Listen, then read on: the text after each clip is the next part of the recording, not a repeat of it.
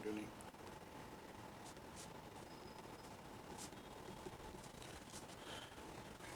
Please describe your self. Sir હું ગુજરાતીમાં જવાબ આપીશ. યસ.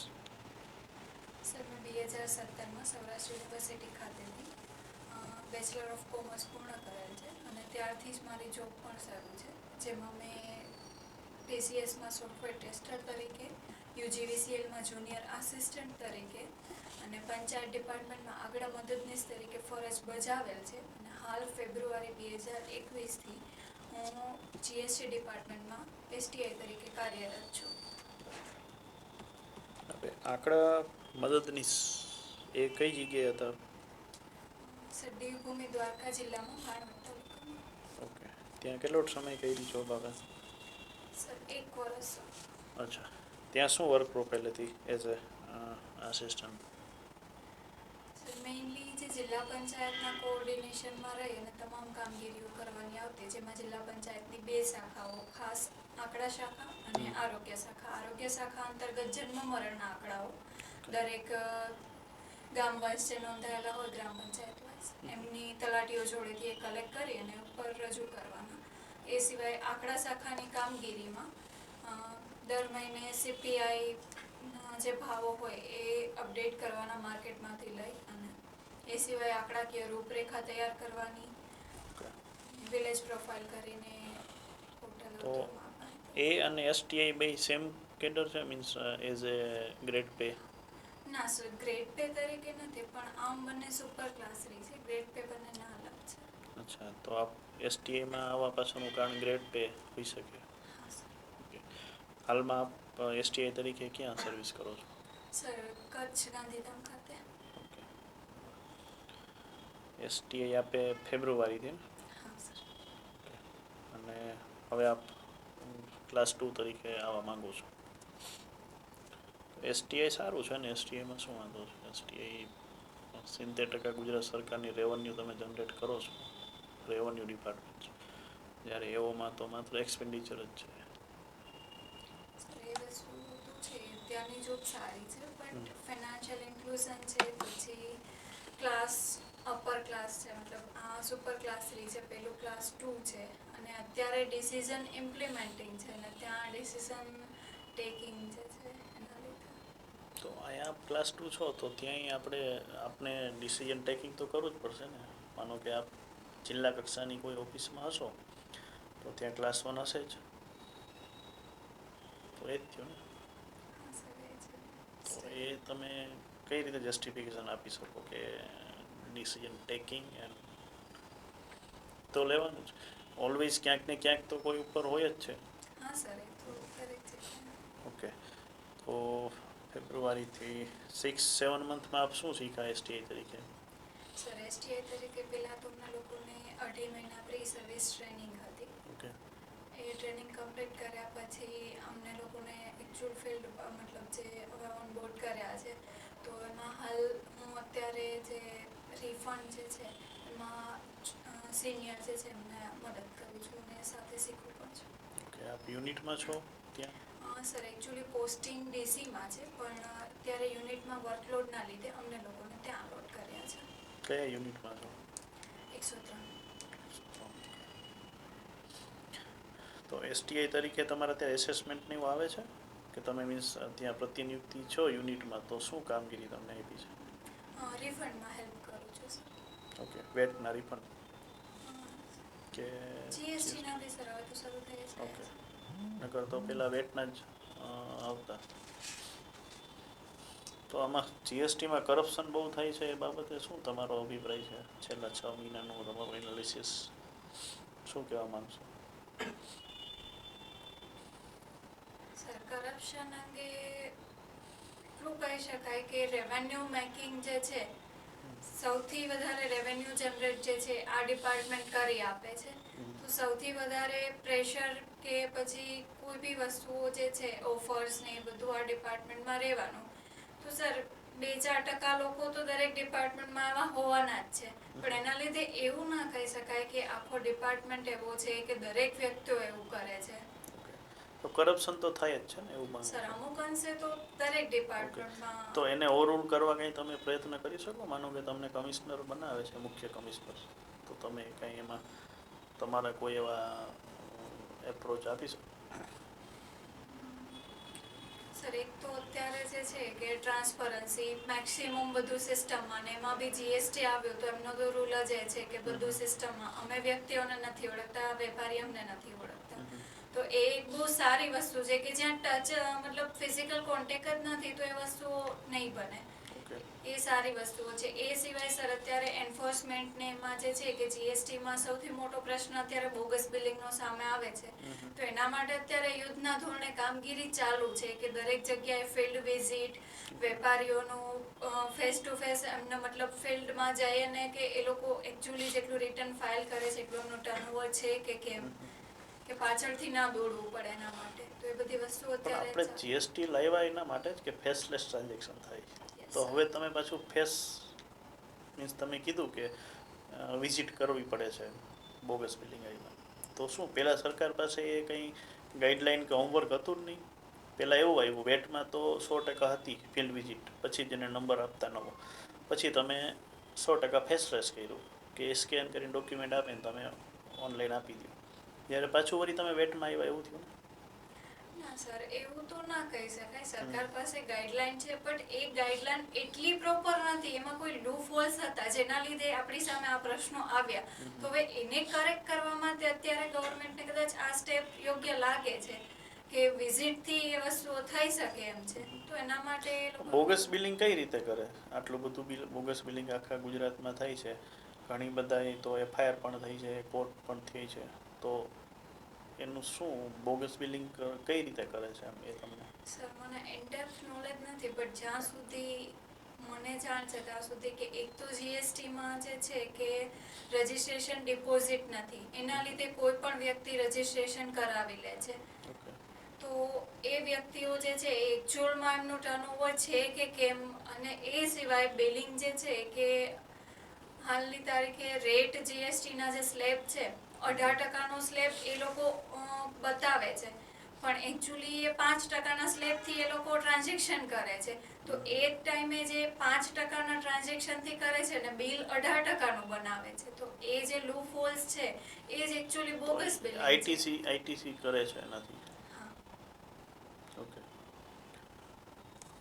તમે એઓમાં આવવા માંગો છો, એઓમાં તમે કોઈ આમ પ્લાનિંગ કર્યું છે કોઈ પોસ્ટ માટે તમારું, કે આમાં વર્કિંગ સારી રીતે કરી શકો તો સારું આઉટપુટ આવી શકો? ના સર, કોઈ પણ જગ્યાએ ટ્રેઝરી, જિલ્લા પંચાયત એ સિવાય ઇન્ટરનલી કોઈ બી ડિપાર્ટમેન્ટમાં અત્યારે તો કલેક્ટર કચેરીમાં બી જે પોસ્ટ ઊભી કરવામાં આવી છે. હા, એ તો હવે સરકાર ઉપર છે ભરે કે નથી ભરતા. એ તો અત્યારે તો જસ્ટ ખાલી નોટિફિકેશન બહાર પાડ્યું છે. તો તમારો કોઈ ચામ કે એવું કોઈ પોસ્ટ માટે હાલમાં નથી કે ના આ સર, પોસ્ટ એવું ઉપર કશું નહીં. તમને આમાં પ્રમોશનના ચાન્સીસ સારા છે, તોય તમે એમાં એવોમાં આવવા માંગશો? પ્રમોશન તો ઇન્ડિવિજ્યુઅલ સ્કિલ છે. બાકી જે એક અમુક તમારો પ્રોબેશનનો કે અમુક જે ફિક્સેશનનો પીરિયડ પૂરો થઈ જાય એ પછી એક્ઝામ તો આપી જ શકો છો. એ સિવાય પ્રમોશન જે છે એ મેઇનલી કે તમારી ઇન્ડિવિજ્યુઅલ સ્કિલ્સ કેવી છે, તમે કેવી રીતના બધી વસ્તુ હેન્ડલ કરો છો એના પર છે. તો સરકારમાં તો એવું કંઈ ઇન્ડિવિજ્યુઅલ સ્કિલ જોવામાં આવતી જ નથી ને, એ તો બધાને સાથે જ આપવામાં આવે છે. તમારો રેન્ક જે હશે એના બેઝ ઉપર જ તમને પ્રમોશન આપશે. તમે માનો કે 500 કરોડ સરકારના ક્યાંકથી ફ્રોડ પકડ્યો, તો એવું નથી કે તમને એકને પ્રમોશન આપી દે.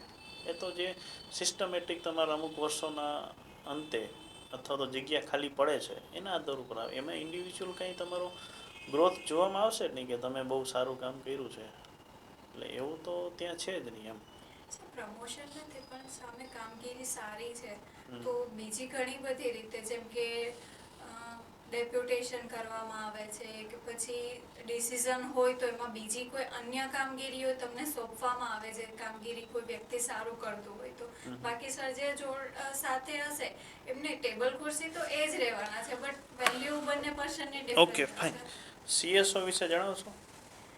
સર સેન્ટ્રલ સ્ટેટિસ્ટિકલ ઓર્ગેનાઇઝેશન, કે જે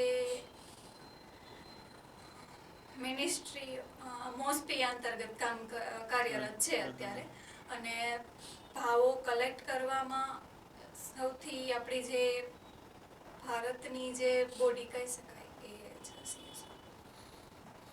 ઓકે. આપણે એક સેન્ટ્રલ ગવર્મેન્ટનું હમણાં છેલ્લે એક મિનિસ્ટ્રી એડ કરવામાં આવી એ ખબર છે કઈ છે? સહકાર વિભાગ છે. તમારો હોબી તમે બુક્સ રીડિંગ બુક્સ કોઈ સ્પેસિફિક કે કોઈ પણ રીડિંગ કરો ન્યૂઝપેપરથી લઈને કોઈ? ના સર, બુક્સમાં સ્પેશિયલી મને નોવેલનો શોખ છે વધારે. ઓકે. તમે હાલમાં ગાંધીધામ પોસ્ટિંગ છો તો ત્યાં તમારે ઇમ્પોર્ટ એક્સપોર્ટનું વધારે due to Kandla port and Mundra port. તો વેટમાં એક જોગવાઈ હતી ઇમ્પોર્ટ એક્સપોર્ટ માટે, જીએસટીમાં એવી કંઈ જોગવાઈ છે? હા એક સર. ફોર્મ્સ આવતા હા. તો એમાં જીએસટીમાં એવી કોઈ સ્પેસિફિક ઇમ્પોર્ટ એક્સપોર્ટ માટે જોગવાઈ છે? સર, એવા પર્ટિક્યુલર ફોર્મ્સ નથી, બટ જે એમને છે કે ઝીરો રેટેડ ટર્નઓવર આપણે કેલ્ક્યુલેટ કરીએ છીએ, એટલે કે એમને એક્ઝમ્પશન છે એ ગુડ્સને. અને એ સિવાય કે કોઈ પણ વ્યક્તિઓ સેઝમાં સપ્લાય કરે છે તો એમને બી એ બેનિફિટ છે આઈટીસી માટે. આપણું જે આ કરંટ યર છે એમાં કેટલો ટાર્ગેટ આપવામાં આવ્યો છે રેવન્યુ જનરેટ માટે સરકારે? લાસ્ટ યર કેટલો હતો કંઈ? આપ હાલમાં એસટીઆઈ તરીકે ફરજ બજાવો છો. આ અગાઉ તમે આંકડા મદદનીશ તરીકે ફરજ બજાવતા, બરાબર? તો આપના જે જિલ્લા આંકડા અધિકારી હોય છે, બરાબર, જે આપના કચેરીના વડા તે વખતે હશે, તો એને ઘણી વખત જિલ્લા આયોજન અધિકારી તરીકેનો પણ ચાર્જ આપવામાં આવતો હોય છે. તો આ બંને જે કચેરી છે એના વચ્ચે કામનું શું સામ્યતા રહેલી છે, જેના આધારે જિલ્લા આયોજન અધિકારીને ઘણી વખત જિલ્લા આંકડા અધિકારી બનાવી દેવામાં આવે છે? તો શું સામ્યતા શું છે બંને કચેરીમાં? સર, આયોજન એટલે કોઈ પણ કામ કરતા પહેલા એનો તમામ માહિતી મતલબ 360 એંગલથી એમને તપાસવામાં આવે છે કે એના માટે ખર્ચ કેટલો થશે, મેન પાવર કેટલું થશે, પછી જે ગ્રાન્ટ એમના માટે કેટલી મતલબ ખર્ચ જેટલો આપણે એસ્ટિમેટ છે તો એ માટે ગ્રાન્ટ કેટલી મગાવવી પડશે, એ જે આખું એસ્ટિમેટ જે છે એ એકચ્યુઅલી આપણે કહી શકીએ કે આંકડાઓની આજુબાજુ જ છે. એના લીધે જે આંકડા અધિકારી છે એમને ચાર્જ આપવામાં આવે છે. આપ એસટીઆઈ તરીકે હાલમાં ફરજ બજાવો છો, બરાબર? તો રિવર્સ ચાર્જ મિકેનિઝમ વિશે આપ જાણો છો? રિવર્સ ચાર્જ મિકેનિઝમ શું છે આ? સર, રિવર્સ ચાર્જ મિકેનિઝમ એટલે કે કોઈ ઓથોરાઇઝ ડીલર છે કે જેમને જીએસટી નંબર લીધેલો છે, એ કોઈ અનરજિસ્ટર્ડ ડીલર કે જેમને જીએસટી નંબર નથી લીધેલો, એમની લિમિટ નથી આવતી એ માટે, તો એમને નથી લીધેલો, એમની પાસેથી એ જ્યારે કોઈ પણ ખરીદી કરે છે એ ટાઈમ પર જે રજિસ્ટર્ડ ડીલર છે એમને જીએસટીનો જે રેટ પે કરવાનો થશે એમના ગુડ્સનો, એ પે કરે છે ને એના બદલામાં એને જે સામે આઈટીસી મળવા પાત્ર છે એ આખી પ્રક્રિયા રિવર્સ ચાર્જ મિકેનિઝમ. 2017 જુલાઈથી જીએસટી લાગુ થયું છે, બરાબર? 5 વર્ષ પૂર્ણ થયા. એની આપ કઈ રીતે મૂલ્યાંકન કરો છો જીએસટીનું? 5 વર્ષ પૂર્ણ થયા તો એ સારું રહ્યું કે ખરાબ રહ્યું કે શું? આપ શું મૂલો છો જીએસટીના 5 વર્ષને? સર, ઓવરઓલ સારું કહી શકાય કે રેવન્યુ જનરેશનમાં આપણને ઘણો બધો ફાયદો થયો છે એનાથી. એ સિવાય જ્યારે ઇમ્પ્લિમેન્ટેશનની વાત છે તો અમુક હજી કાયદામાં અમુક ગાઈડલાઇન્સ સ્પષ્ટ નથી, તો એના માટે થોડુંક હજી એક્ટમાં સુધારો લાવવાની જરૂર છે અને જે પ્રક્રિયાઓ ચાલુ પણ છે અત્યારે. માનો કે આપને એસટીઆઈ તરીકે આપના ઉપરી અધિકારી જે એસી છે, ડીસી છે, બરાબર, એ આપને એવું કહેશે કે આપણે એક્ટમાં સુધારો લાવવા માટે સજેશન મંગાવ્યા છે, બરાબર? જેમાં આપણે મુખ્ય પરીક્ષામાં ઘણી વખત લેટર પૂછાય છે કે ભાઈ ગીવ યોર સજેશન, બરાબર, ટુ રિઝોલ્વ ધીસ પ્રોબ્લેમ, બરાબર? તો એના જેમ તમને માનો કે આ એક્ટમાં સુધારો કરવો હોય જીએસટી એક્ટમાં, બરાબર, તો આપ એવા કયા સજેશન આપશો? સર, મારા મતે પહેલું તો રજિસ્ટ્રેશન ડિપોઝિટ ઇન્ક્લુડ કરવી જોઈએ. ઓકે. એ સિવાય જે છે કે જીએસટીમાં ફોર્મ્સ ઘણા બધા છે એ લોકો, પણ એ દરેક ફોર્મ્સ કોઈ એવું કોમન પોર્ટલ નથી કે જેમાં તમે એક જ પોર્ટલ પર એ દરેક ફોર્મ્સ જોઈ શકો, જે વેટમાં ને એમાં હતું. તો એના લીધે કોઈ પણ ડીલરનું જ્યારે આપણે અસેસમેન્ટ કરતા હોઈએ તો એમનો આખો રેકોર્ડ જોવો ઇઝી રહેતો, તો જે જીએસટીમાં નથી. પછી એક બાઉન્ડ્રીની બહાર મતલબ કોઈ બી રાજ્યની બાઉન્ડ્રીની બહાર જાય છે કંઈ પણ ગુડ્સ, કંઈ પણ વેપારીની કોઈ ડિટેલ જોવી હોય તો એ પાવર જે છે અત્યારે જેસી અને ડીસી એ બંને કક્ષાએ જ છે, જે એકચ્યુઅલી નીચેના વ્યક્તિને આપવામાં આવે તો એ અસેસમેન્ટ કરતી વખતે જોઈ શકે કે એ વ્યક્તિએ આ રાજ્યમાં કેટલું કર્યું છે, બીજા રાજ્યમાં કેટલું કર્યું છે, તો એના લીધે એ સરળ થઈ શકે છે એમનું અસેસમેન્ટ. ઓકે, જેમ આપણે વાત કરી કે માનો કે આપ એન્ફોર્સમેન્ટમાં છો બરાબર, અને હવે કોઈ જગ્યાએથી મસ્ત મોટું બિલ્ડિંગ કૌભાંડ પકડ્યું બરાબર, લાઈક 10 કરોડનું પકડ્યું બરાબર, તો હવે માનો કે આની અંદર તો કોઈ ઇન્સેન્ટિવ આપવામાં નથી આવતા બરાબર, તો એ જ અધિકારી કે કર્મચારી જે છે બરાબર, તો એ બીજી વખત આવું કાર્ય કરતાં પહેલાં તો એમ થશે કે ભાઈ હું આટલું મોટું પકડું છું બરાબર, મારી સાથેનો કોઈ કલીગ છે જે કોઈ આવું કાર્ય કરતો નથી બરાબર, તેમ છતાં એને એટલો જ પગાર મળે છે, એને બધું મળે છે બરાબર, તો એ તો ડીમોટિવેટ થશે બરાબર. તો માનો કે એ ન થાય એના માટે શું કરવું જોઈએ ડિપાર્ટમેન્ટે, કે જે અધિકારીઓ છે એ વધુને વધુ આવી બોગસ જે કૌભાંડ છે બરાબર એ પકડે, આ બધું કરે, તો એના માટે ડિપાર્ટમેન્ટે શું કરવું જોઈએ? સર એકચ્યુઅલી જે ડિમોટિવેશન છે એ પર્સનલ સ્કિલ્સ છે. ધારો કે કોઈ વ્યક્તિ જે છે એમનું પોતાનું છે કે ગવર્મેન્ટ મને આપે છે, જે એની સામે હું ગવર્મેન્ટને શું આપું છું એ પોતાએ જોવાનું છે. ને એ સિવાય જ્યારે આપણે લોની વાત કરીએ કે ડિપાર્ટમેન્ટ આ માટે શું કરે છે, તો ડિપાર્ટમેન્ટ દ્વારા આવા જે વ્યક્તિઓ છે એમને સ્પેશિયલી અમુક લોકેશન ઉપર મૂકવામાં આવે છે કે એ લોકો આ વસ્તુ આઈડેન્ટિફાય કરી શકે, જેનાથી સરકારની રેવન્યુ વધારી શકે. અને જ્યારે એ લોકો બી જીએસટી કાઉન્સિલની સજેશન્સ બોડીમાં જ્યારે ફિનાન્સ મિનિસ્ટરે બેસવાનું હોય છે ત્યારે આવા વ્યક્તિઓને એમાં ઇન્ક્લુડ કરવામાં આવે છે કે તમે એક્ટમાં કયા સુધારા લાવવા જોઈએ જેનાથી આ વસ્તુઓ થઈ શકે, એમના માટે સજેશન આપો. તો સર ફિનાન્શિયલી કદાચ જોતા હોય તો કદાચ બેનિફિટ નથી, બટ જ્યારે તમે વેલ્યુની દ્રષ્ટિએ કે એ રીતે જોઈએ તો વ્યક્તિને ઘણા બધા રિવોર્ડ આપવામાં આવતા હોય છે, અને એનું નોલેજ જે છે એ ઇન્ટરનલી ડિપાર્ટમેન્ટમાં પણ યુઝ થતું હોય છે. કોઈ પણ અધિકારી ક્યાંય પણ અટકે તો એમને બી પૂછે છે કે સર આ જગ્યાએ તમારું સજેશન શું છે, હું શું કરું. આ સ્ટેટ ટેક્સમાં જો બરાબર, હવે માનો કે કોઈ આપના તાલુકા કે જિલ્લા કક્ષાએ માનો કે ફોર એક્ઝામ્પલ કોઈ મામલતદાર છે બરાબર, જે ક્લાસ 2 છે, તેમ છતાં તેઓને સરકારી વાહન પ્રાપ્ત થાય છે બરાબર, આપના માનો કે એસી છે, ડીસી છે, જેઓને કોઈ એવું સરકારી વાહન પ્રાપ્ત થતું નથી, તો આ પાછળ શું જવાબદાર છે કે સરકારનું સૌથી રેવન્યુ જનરેટ કરતું ડિપાર્ટમેન્ટ છે આપનું બરાબર, જ્યારે પેલા લોકો તો ખર્ચ જ કરે છે વધુને વધુ બરાબર, તેમ છતાં તેઓને આવી બધી સવલતો પૂરી પાડવામાં આવે છે ત્યારે આપના ડિપાર્ટમેન્ટના અધિકારીઓ નથી પાડવામાં આવતી. આ માટેનું શું વિચારો છો, શું કારણ હોઈ શકે? સર તમે જે કીધું કે વાહન નથી, એ સર હું જે જગ્યાએ છું ત્યાં એ માટે હું સહમત નથી. અમારે ત્યાં વાહન છે. હા એ હશે, પણ એ તો હાયર કર્યું છે આપણે, તમારા માનો કે કોઈ ડેપ્યુટી કમિશનરને હશે, હા એસીને નહીં હોય. સર બંને વ્યક્તિઓ કોમન અન્ડરસ્ટેન્ડિંગથી યુઝ કરે છે. That is different thing. બરાબર, અને પણ એ પણ હશે તો હાયર અન્ડરસ્ટેન્ડિંગ હોવું એ અલગ વસ્તુ છે, અધિકારીને પર્સનલ વાહન હોવું એ અલગ વસ્તુ છે. બરાબર, કોઈ વાંધો નહીં. તો આપ એવો તરીકે આપ ઇન્ટરવ્યૂ આપવા આવ્યા છો બરાબર, તો માનો કે આપનું સિલેક્શન થયું બરાબર, અને આપને માનો કે જિલ્લા તિજોરી અધિકારી તરીકે એની કચેરીમાં એટીઓ તરીકે તમને મૂકવામાં આવે છે બરાબર, તો ત્યાં દરેક કચેરી જે હોય છે બરાબર અલગ અલગ, તો તેઓના પગાર બિલો આવતા હોય છે બરાબર, તો આ જે દરેક કચેરી છે બરાબર, તો એના માટે એને આઈડેન્ટિફાઈ કરવા માટે શું જોવામાં આવતું હોય છે એટીઓ દ્વારા? એવો કોઈ નંબર ફાળવેલો હોય છે ને, જેમ આપ જીએસટીમાં છો તો વેપારીઓને જીએસટીએન નંબર ફાળવેલો હોય છે બરાબર, તો એના ઉપરથી આપ આઈડેન્ટિફાઈ કરી શકો છો કે આ પેઢી છે કે આ વેપારી છે બરાબર. તો હવે માનો કે એટીઓ તરીકે આપ કોઈ કચેરીમાં જાઓ છો અને કોઈ કચેરીનું બિલ આવ્યું બરાબર, તો તમે આઈડેન્ટિફાઈ એ જે છે એ કઈ રીતે કરી શકશો? એના માટેની આપને કોઈ સમજ છે? સર એકચ્યુઅલી તો નથી, બટ ગેસ કરીએ તો મને એટલી ખબર છે કે કંઈક કોડ એ લોકો દ્વારા આપવામાં આવે છે જ્યારે બિલ સબમિટ કરાવવામાં આવે ત્યારે, અને જ્યારે એ લોકો બિલ પાસ કરી દે ત્યારે એ કોડના લીધે જ પછી સિસ્ટમમાં આઈએફએમએસમાં જોઈ શકાય છે કે બિલ પાસ થયા કે નહીં. તો સર એ જે કોડ છે એ જ કદાચ કચેરીનો યુનિક કોડ હોઈ શકે છે. કાર્ડ એક્શન બરાબર છે બરાબર. કોઈ વાંધો નહીં. આપ પગાર બિલથી આ વાકેફ છો આપ? માનો કે આપ કચેરીની અંદર ફરજ બજાવો છો તો આપનું પણ પગાર પડતો હશે બરાબર, અત્યારે કેટલું મળે છે આપને? સર 38,000. ઓકે, તો એ ગ્રેડ પે કેટલો છે એની અંદર? 4400. અને આમાં તમને 4600 મળવાનું છે, બરાબર?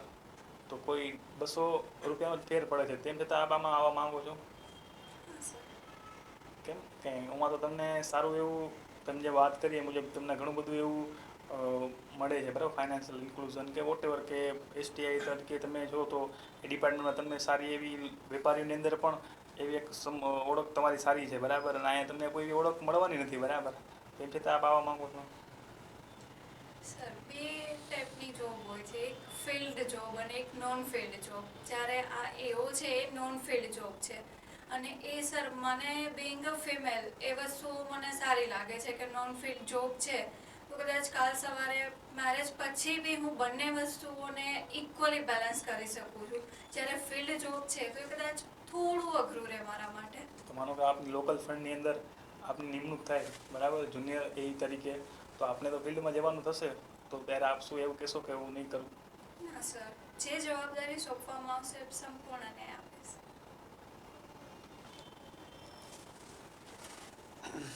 આપણે એઓની હાયરાર્કી જણાવશો?